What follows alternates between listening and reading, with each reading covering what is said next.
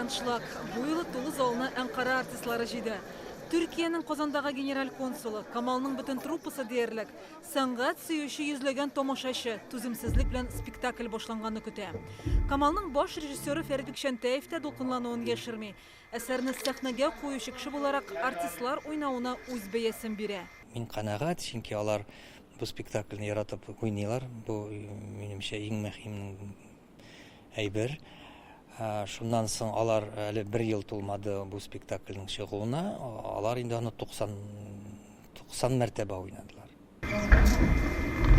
Гонзага үлеме болгар драматурга Недялга Ярдановның Гамлет әсәренә нигезләнеп ясалган пьесасы.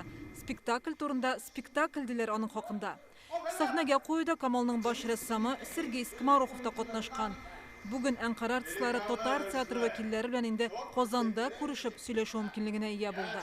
Kazanda olmak çok güzel ve çok tuhaf. Biz Казанда беренче тапкыр әлеге шәһәр гомумән Татарстан хакында безгә күп сөйләделәр. Шуның өчен бик теләп килдек.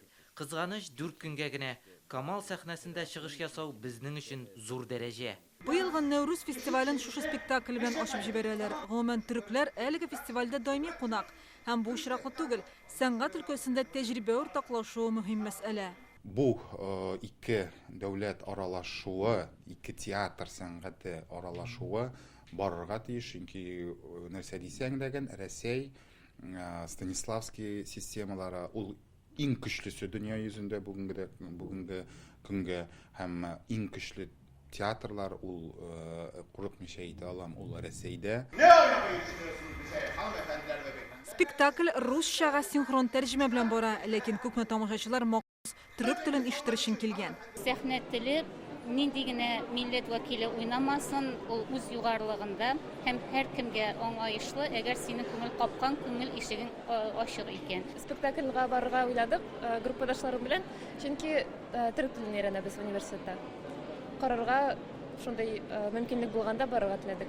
Фестиваль барышында Камал сәхнәсендә Коnya каласыннан килгән төрек артистлары чыгыш ясаячак. Әйләнеп торучы дәрвишләр ансамбле Сима биюе ЮНЕСКОның матди булмаган мирасы исемлегенә кертелгән. Лейтенант Вероника Гайнетдинова, Ләйсән Сәитова, Яңа гасыр каналы.